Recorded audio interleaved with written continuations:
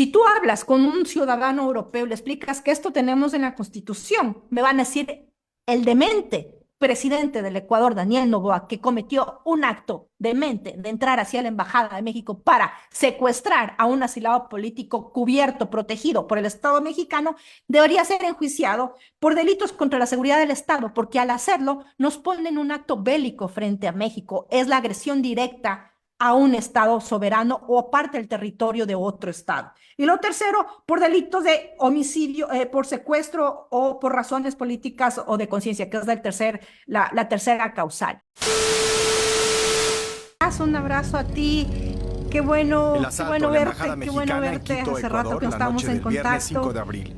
Quedó registrado Quisiera en las hablar de cámaras cosas de bonitas, ¿no? vigilancia De de la sede celebraciones o de diplomática. reconocimientos para el país, pero Fuerzas de lastimosamente nos seguridad encontramos ecuatorianas con armas de analizando. alto poder y equipo Yo no táctico sé, yo ya no tengo saltaron la palabras, yo te voy barda a de ser la honesta. embajada. Cada vez que a mí me preguntan Desde la aquí qué marquesina, es lo que un está elemento da pasando en el indicaciones al país, yo resto. ya no tengo forma de explicarlo, ¿no? No tengo forma de justificar lo injustificable y de defender a la mayoría del pueblo ecuatoriano, a la mayoría de personas como tú, como yo, como las personas que nos escuchan y tantas otras, que estamos convencidas y convencidos que nos merecemos mejores días y que lo que está pasando en el país no tiene razón de ser, está totalmente fuera de cualquier marco legal, jurídico, no hay excusa, las pasiones, el odio, las reacciones irracionales, yo diría dementes, en este caso del gobierno de Daniel Noboa, y al parece ser, por lo que sabemos de los pronunciamientos de las ministras, ha sido pues la decisión casi que personal del presidente Daniel Noboa de cometer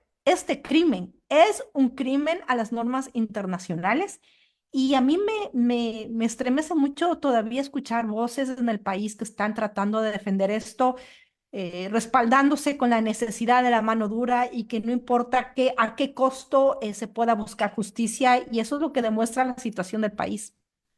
Tamara, ¿cómo queda la imagen del Ecuador a nivel internacional? ¿Cómo está posicionada, por ejemplo, en Europa, en los Países Bajos, donde tú resides, o en otro país de la comunidad europea y a nivel mundial en general? Destruida, destruida. Yo quiero darte un poquito de contexto además aquí porque Países Bajos tiene el puerto de Rotterdam y junto con Amberes en Bélgica son los puertos que más droga han recibido por parte de cargamentos ecuatorianos. Mucha de esa droga viene escondida en cajas de bananos, también cajas de atún y la cantidad, las toneladas que han sido incautadas aquí han ido incrementándose en los últimos 4 años. Inclusive, tanto ha llamado la atención aquí que se han dedicado documentales, programas para explicar qué fue lo que pasó o qué ha sucedido en el Ecuador para que seamos un país exportador, uno de los más grandes países exportadores, perdón, uno de los países con más grandes exportaciones, no de banano, de drogas en caja de banano. Por darte otro ejemplo coloquial, como cotidiano, el sitio donde yo voy a buscar el plátano verde para hacer los patacones o el plátano maduro, venden plátano colombiano y en un momento me dijeron que el problema de no tener plátano ecuatoriano, que es muy apetecido aquí, el plátano verde, era porque estaba llegando con mucha droga. Entonces nos transformamos en el país que transporta droga en un país inseguro. Yo no quiero dejar de mencionar que la cantidad de turistas europeos, o en este caso de Países Bajos, que es donde yo resido, se ha reducido en los últimos meses, sobre todo años. Además, teniendo un acontecimiento que hubo un turista neerlandés en Guayaquil que fue asesinado en el momento en que le robaron. Entonces, la reputación del país cada día cae más bajo y cada día nos volvemos un país peligroso, un país inseguro, un país exportador de drogas. Y ahora, con lo sucedido en la Embajada de México en Quito el fin de semana anterior, somos un país que ya no da ninguna garantía de respeto a las normas internacionales, normas jurídicas, de una inestabilidad que la gente no se va a dar cuenta hasta a medida pase el tiempo de las implicaciones, de las consecuencias de esto que sucedió el fin de semana. Tamara, Aquí queda la... Dime, Frank. Tamara, ¿hasta ¿Cuál sería la diferencia del Ecuador hasta el año 2017 y cómo cambió hasta el año 2024, desde tu perspectiva a nivel europeo sobre todo?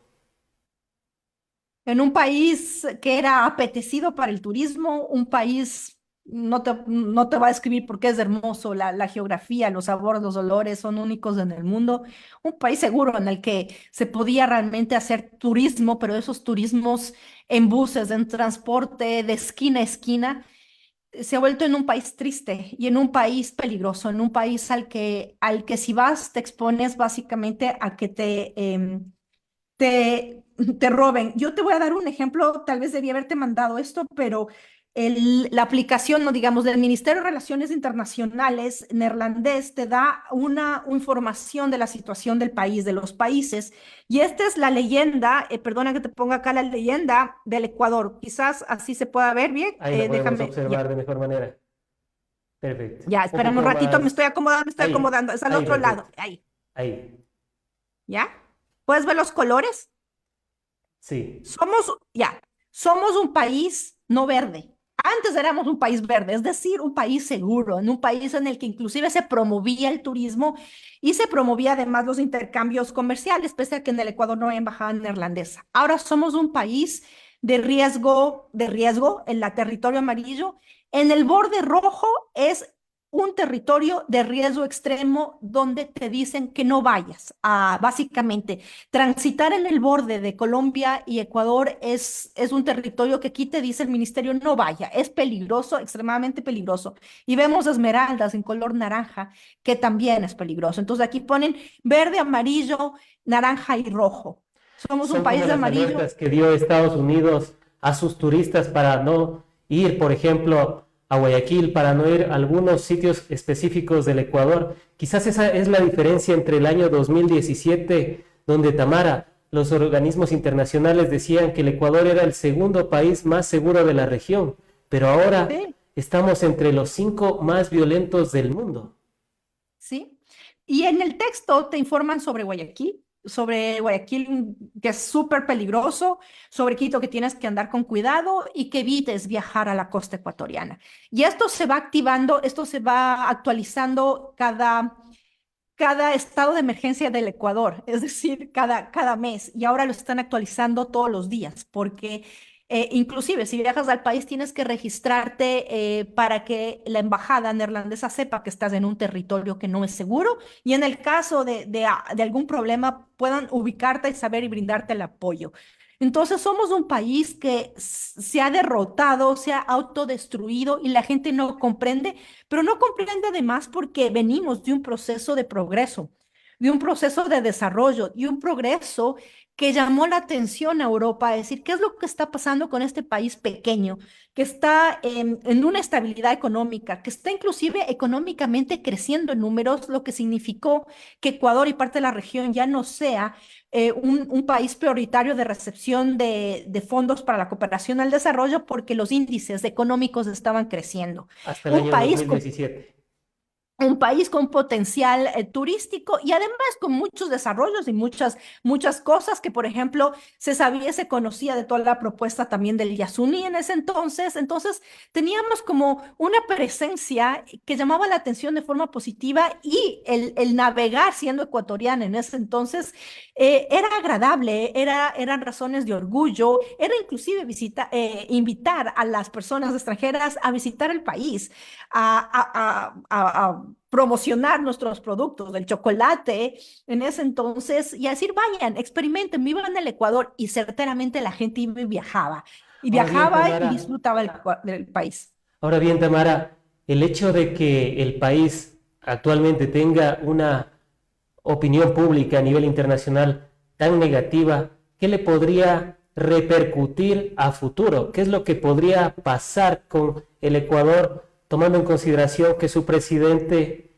ordenó violar la embajada mexicana en Quito? Y las justificaciones que está dando es, por ejemplo, que Jorge Glass estaba en riesgo de fuga o que México no debía haberle dado el asilo político porque había violado la Convención de Caracas. ¿Qué decir al respecto?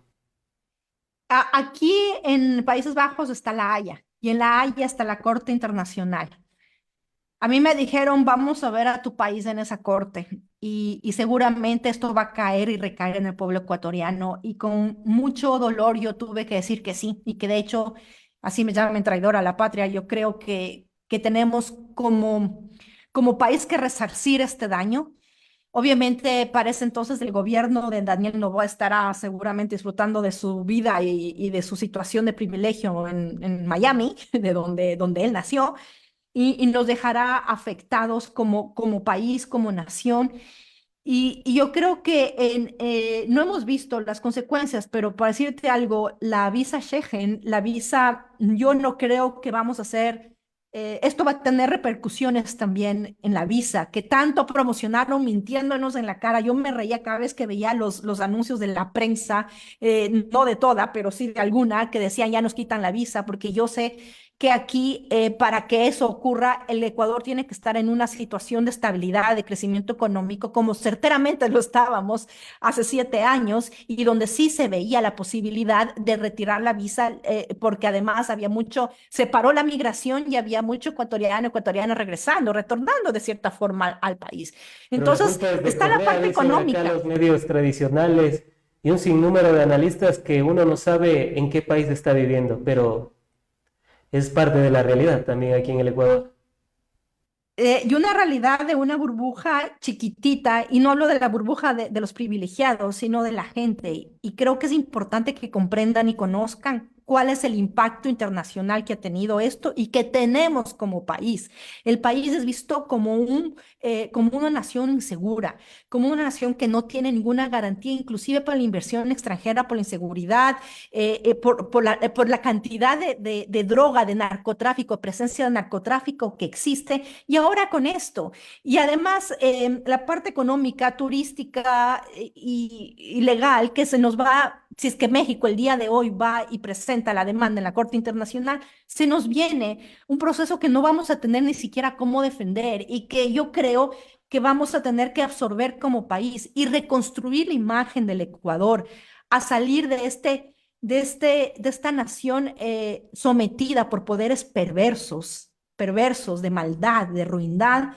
Nos va a costar muchísimos años y si las personas no se dan cuenta y no salen un poquito de ese día a día, que entiendo yo están sobreviviendo, no vamos a conseguir un cambio, una comprensión intelectual de que estamos permitiendo lo que está pasando en el país porque hemos sido incapaces de liberarnos de esas pasiones, de esas obsesiones, de mirar chiquito, de mirar solamente hasta el vecino, hasta la calle, hasta el barrio y no mirar más allá. Porque si yo estoy bien en mi casa, ¿qué me importa cómo estén los demás? Pero resulta que si yo estoy en mi casa, el resto del país no está bien. Y si yo estoy bien, el resto del país tiene que estar bien. Entonces se ha perdido la comprensión colectiva, los apasionamientos, las divisiones, las polarizaciones son tan extremas que hemos empezado a aceptar y admitir que así es, que el país corrupto, pues así somos, que el país que invade, pues así somos, que el país nefasto, así somos. Y yo me resisto, yo decía esta semana, me resisto que me arrebaten esta ecuatorianidad.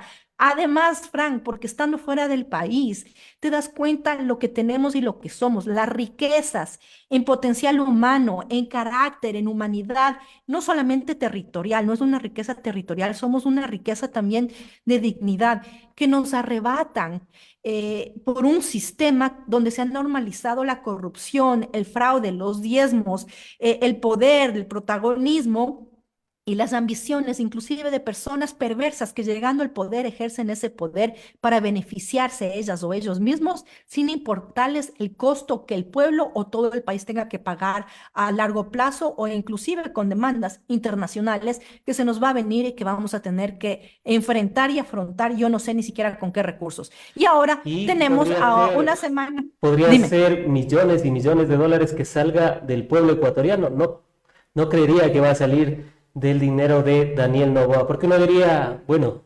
quizás en tratar de justificar esto, si es que lo pagara Daniel Noboa, podría ser. Al respecto, Tamara, y para continuar con la línea del asilo político, independientemente de la persona, llámese Jorge Glass, llámese Guillermo Lasso por el tema de los paraísos fiscales, del caso de la mafia albanesa con su cuñado Danilo Carrera, independientemente de que podría ser Daniel Noboa en un futuro quien esté en esa condición de asilo político, ¿podría haber algún tipo de justificación para realizar la incursión militar ordenada por Daniel Noboa, en este caso como representante del Ecuador, a una embajada, llámese México, llámese de Estados Unidos, llámese de Colombia, llámese de cualquier otro país? No, para cerrar la otra idea, Frank, la bananera Noboa ni siquiera paga los impuestos. La familia del presidente de Noboa ni siquiera paga los impuestos que le debe al país. ¿Qué le va a importar pagar cualquier otra demanda que tengamos a costa de cumplir con sus obsesiones y sus actos dementes? Ese es el problema. El problema es que con estas acciones hemos demostrado que somos un país que no respetamos las normas de la convivencia básica, las normas mundiales. A ver, aquí en Europa, cada mayo estamos a un mes de nuevamente recordar las consecuencias de la Segunda Guerra Mundial, de lo que significó el fascismo, de lo que significó el impacto del fascismo en la vida de todo un continente, en la vida de tantos países que costaron tanta vida y la importancia además de establecer estas normas jurídicas, normas legales internacionales que van más allá de la diplomacia, que tienen que ver con la convivencia de los países en el mundo que certeramente se rompen. Ahorita tenemos un conflicto, obviamente lo de Palestina, lo de Ucrania, etcétera, etcétera, pero mirando a la región, a América Latina, eh, las normas tienen que ser cumplidas para poder garantizar esta convivencia. Además, las normas y las leyes, como me decía un querido amigo esta semana, son la herramienta para ponerle límite al poder. Si tú tienes un poder que no tiene límites, pasas al fascismo y pasas a la implementación casi de políticas de erradicación, de violencia, de agresión a una nación o a la población de una nación o a ciertas personas identificadas con cierta raza, etnia, color de piel o partidos políticos, digamos, ¿no? Entonces, aquí en Europa se comprende la necesidad de la convivencia, de las normas que literalmente, Frank, no les caben en la cabeza. Es que no entienden, está más allá de la capacidad de comprensión de un ciudadano europeo que vive bajo las normas y las reglas, que un país como el Ecuador se haya atrevido a romper las normas y las reglas y a cometer este crimen de, primero, entrar a la embajada de México en la forma como lo entraron. Segundo, el crimen de amenazar, de someter, de apuntar con un arma dentro del territorio mexicano, es decir, la embajada mexicana a un representante de la diplomacia mexicana, A como un fue embajador. a un Encargado, embajador en pero este al caso. final de cuentas, embajador. Exacto. Y después, o sea, vamos como vamos escalando, ¿no? Y después, otra cosa que me decían y que se mira aquí con mucha ironía, con mucha confusión, el Ecuador fue un país que defendió, que se posicionó mundialmente al derecho al asilo, por el caso de Julian Assange, que lo tuvimos en la Embajada de Ecuador en Londres, Al respecto, ¿sí? Tamara, ¿por qué, por ejemplo, Gran Bretaña, la policía de Gran Bretaña no cercó la embajada ecuatoriana? ¿Por qué Gran Bretaña respetó el asilo político de Julian Assange? ¿Y por qué no invadió de la forma en que lo hizo Daniel Noboa en la embajada mexicana con Jorge Glass? Porque aquí entienden y comprenden la importancia de la convivencia mundial, de respetar las normas y los acuerdos internacionales. Y el acuerdo de Viena es un acuerdo que se respeta para la convivencia, porque si no lo haces, estás provocando acciones bélicas. O sea, no es exageración, son la razón por la cual podría haber un conflicto bélico entre naciones. Como Europa es una nación que ha sufrido, una nación, un continente que sufrió las consecuencias de un conflicto bélico, ni siquiera conflicto, de un ataque bélico de la Segunda Guerra Mundial, saben perfectamente la importancia de cumplir y de respetar esas normas. La Convención de Viena es ya iba a decir la palabra de Dios, pero voy a herir sensibilidades, pero es la palabra que hay que respetar y que se respeta a nivel internacional. ¿Sí? Allá en el Ecuador la gente se da golpes de pecho y respetan las normas y las leyes, violentando a todas las personas y violentando la Constitución, violentando todos los derechos humanos, porque no les importa, pero eso sí se van a dar golpes de pecho. Aquí la religión no manda y no dictamina tanto como en nuestra región, pero sí lo hacen las normas y las leyes internacionales y las normas y las leyes, las constituciones de cada país. Es evidente, era evidente, es que es humano, es normal, es racional, es de sentido común que Inglaterra no se iba a atrever y ningún país europeo, o mejor dicho, ningún país del mundo debería atreverse a hacer ese asalto armado a un territorio extranjero a través de meterse a la fuerza a la embajada de un país en su territorio y después tratar de decir que son aquí bienvenidos. No, no. La comprensión de Viena es saber que ese territorio hace parte de ese país, de la representación de ese país. Pero te iba diciendo, vamos escalando, ¿no? Y además de todo eso, aprender a un hombre que tenía ya asilo, que estaba asilado, que estaba protegido por el Estado mexicano. Haya sido Jorge Glass, Juanito Pérez, María Cherres, no importa. Una persona que ya estaba protegida por las normas que dan el asilo en esa embajada. Equivocadamente, podría ser ya no. un secuestrado político, podría ser una persona que está en calidad de secuestro por parte del régimen de Daniel Noboa. Y esto, Tamara, podría ser causal de la destitución del primer mandatario, y no solo eso, podría llevar a la cárcel, tal y como lo dice el COIP, hasta 8 años. Ay, ojalá, pero eso ya depende un poco de la interpretación que se hacen de las normas. Acá coger mi constitución, porque para el control de la acción del gobierno, artículo 129, para la Asamblea podrá hacer el enjuiciamiento político del presidente por las 3 causales. La primera es por delitos contra la seguridad del Estado. La segunda por delitos de concusión, cohecho, peculado, enriquecimiento ilícito. Y la tercera por delitos de genocidio, tortura, desaparición forzada de personas, secuestro u homicidio por razones políticas de conciencia. Si tú hablas con un ciudadano europeo y le explicas que esto tenemos en la Constitución, me van a decir el demente presidente del Ecuador, Daniel Noboa, que cometió un acto demente de entrar hacia la Embajada de México para secuestrar a un asilado político cubierto, protegido por el Estado mexicano, debería ser enjuiciado por delitos contra la seguridad del Estado, porque al hacerlo nos ponen un acto bélico frente a México. Es la agresión directa a un Estado soberano o parte del territorio de otro Estado. Y lo tercero, por delitos de homicidio, por secuestro o por razones políticas o de conciencia, que es la tercera causal.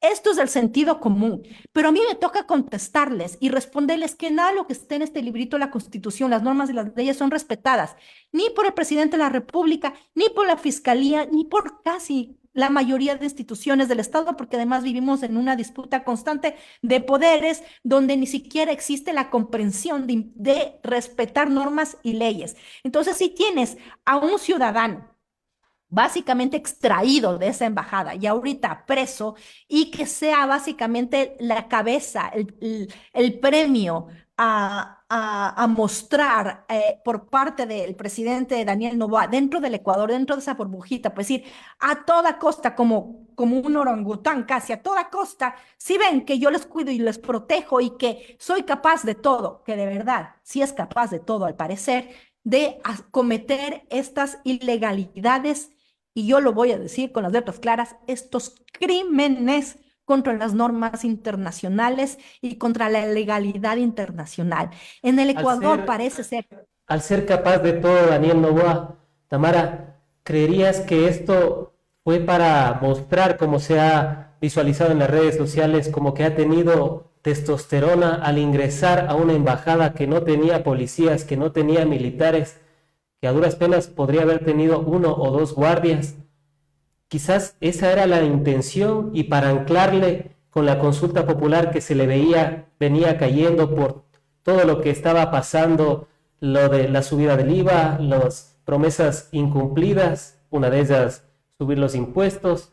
Tamara, ¿crees que pudo haber sido beneficioso para Daniel Noboa un cálculo político quizás? ¿O esto le podría repercutir y darle a la deriva una consulta popular que prevé, entre otras cosas, el trabajo por horas y los tratados bilaterales de inversión. Eso ya depende de la gente, Frank, de que seamos en el Ecuador capaces de discernir lo que ha pasado y lo que está pasando. Porque el presidente Daniel Noboa se presenta en esa burbujita como el gran líder, la gran reserva de testosterona capaz de hacer cualquier cosa dentro del país. Y como vive y está seguro de esa burbujita, casi que está encerrando a la opinión pública que ese es el relato y que esa es la historia y que esa es la verdad. En el exterior, afuera, estamos siendo un estado paria. Lo que pasó ayer en la OEA te demuestra que somos un estado paria. Que es una resolución. No nos damos cuenta de lo que significa esta resolución para la demanda que se nos viene en la Corte Internacional en La Haya. Y eso sí. En consideración que la OEA ha tenido algunas diferencias con Andrés Manuel López Obrador durante los últimos años. Es interesante también analizar ese punto, que prácticamente solo Ecuador se opuso. 29 países aprobaron esta condena enérgica en contra de Daniel Noboa, representante de Ecuador. La Unión Europea hizo lo propio, los Estados Unidos también, Noruega, que no hace parte de la comunidad europea, también se manifestó. Entonces, hay manifestaciones mundiales, pero yo creo que deberíamos ir un poquito más allá y sin riesgo de ser todóloga, ni mucho menos. Yo creo que tenemos que estar conscientes del perfil psicológico y emocional de nuestro gobernante. Y no estoy exagerando cuando hablo de un hombre que es capaz de hacer todo, de usar todo el poder que él tiene para someter a alguien. Y no lo digo ahorita solamente por lo que pasó en la Embajada de México. Vamos un poquito más atrás. Conozcamos quién es Daniel Noboa. Es una persona que nunca ha tenido escasez de absolutamente nada, que al contrario, ha tenido todo el poder económico para satisfacer no las necesidades básicas, hasta inclusive más allá que las necesidades básicas de su capricho o del capricho del Papa de querer llegar al poder público para controlar. Es tan interesante el perfil, Frank, que si nos damos cuenta lo que significa que la corporación de su familia no haya pagado por años y tenga esta deuda de millones con el fisco ecuatoriano, porque se crean impunes y se sienten impunes.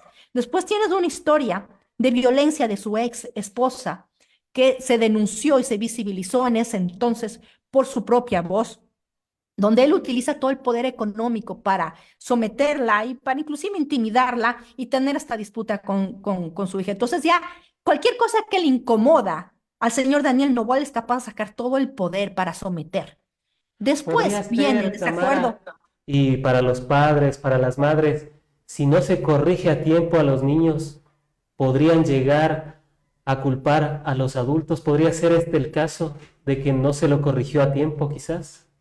Pero tú estás viendo que está echando la culpa al correísmo y a todos y no es capaz de asumir su responsabilidad. Y para terminar la idea de la forma demente con la que él ejerce el poder, lo que está pasando y lo que ha pasado con la vicepresidenta Verónica Abad, que está en las antípodas, que yo la he confrontado y lo voy a seguir haciendo, pero no puedo no reconocer que está siendo también sometida, víctima del sometimiento del poder político, económico, inclusive un poquito más allá por parte del presidente, al meter a su hijo preso por tráfico de influencias para conseguir que ella renuncie básicamente a la vicepresidencia. O sea, pareciera ser que Daniel Noboa cuando tiene problemas, no importa las formas, no le importa las formas, no le importa la manera, no le importa descargar todo el poder que él tiene para resolver ese problema, deshaciéndose de ese problema, creyéndose en esta figura psicológica de que él es impune de hacer eso, porque de hecho lo es. De hecho, hemos visto que es presidente cuando sabemos la deuda que tienen con el fisco. Fue presidente después de saber que estuvo acusado por su ex esposa de la violencia que ella recibió. Fue presidente y es presidente después de todo lo que estamos viendo que hizo con la vicepresidenta mandándole al exilio constitucional, diciendo que hasta por poco le podía mandar a la Antártida. Y no es una expresión, digamos, violenta, súper visible, es el ejercicio de un poder, retratando lo que pasó el fin de semana en México, que descarga ese poder y que guarda silencio, calla y que no rinde cuentas porque siente y sabe que no tiene que rendir cuentas. Frank, no nos olvidemos que Daniel Noboa el día de ayer anunció que se ausentaba del país en medio de la calamidad que estamos viviendo y después de lo que hizo. Le vale 3 atados de rábano al país y le importa a otros 3 atados que piensan de él fuera del país, pero eso sí, le importa ganar la disputa, la narrativa, para ganar esa consulta popular que le permita sostener el poder económico que tiene en su familia y también sostener el poder inclusive ejecutivo para poder acceder a la reelección de la presidencia en el 2025. Y eso depende de todas y de todos que nos demos cuenta quién nos está gobernando. Y va más allá de un muñeco de cartón y va más allá de su esposa influencer. Yo creo que la forma como nos está gobernando es demente, es de psicópata y es de una persona que se cree absolutamente impune. Antes de finalizar, Tamara, ¿cuál sería la otra verdad de la incursión militar por parte de Daniel Noboa en la embajada mexicana ubicada en Quito, Ecuador, que no ha sido contada por los grandes medios de comunicación tradicionales aquí en el país? La pregunta es, ¿por qué lo hizo? ¿Por qué? O sea, hizo algo, se hizo algo, y lo que a mí me han preguntado en las discusiones, las conversaciones, es ¿por qué lo hizo? ¿Qué le llevó a Daniel Noboa a dar esa orden para asaltar así de forma armada la Embajada de México? Cuando yo les cuento y les converso que está detrás, me dicen, pero ustedes no fueron los que lucharon por tener el asilo de Julian Assange. ¿Qué pasó? Entonces tengo que explicar la división que existe en el país y lo que significa perseguir a personas sobre la base del odio. ¿Qué es lo que está haciendo Daniel Noboa? Porque además les he explicado que fueron a sacar a Jorge Glass, ex vicepresidente de la República, de la Embajada de México, pero han sido incapaces de atrapar y capturar a los narcotraficantes más poderosos que se les volaron de las cárceles al inicio de este año, al mismo Daniel Noboa. Entonces, cuando explicas todo esto, la otra pregunta, Frank, que me hacen es, ¿cómo es posible que un tipo así haya llegado al poder? ¿Cómo es posible que en el Ecuador haya existido un presidente banquero que quebró al país? ¿Cómo es posible que la gente siga eligiendo a estos gobernantes? Y yo creo que esa es la pregunta que tenemos que respondernos colectivamente todas y todas. ¿Cómo es posible que sigamos eligiendo con el poder que tenemos en las urnas de votar, con nuestro voto, con el esferito que vamos cada vez que nos han llamado a las urnas y entregarle ese poder a estas personas para que hagan con el país lo que han hecho? ¿Sobre la base de qué pasiones estamos tomando estas decisiones? Y sobre la base de qué pasiones vamos a tomar la decisión el 21 de abril, cuando sabemos que este presidente ha hecho esto para buscar el endorsarse y poder tener esa seguridad de poder de lanzarse a la reelección para seguirnos gobernando 4 años.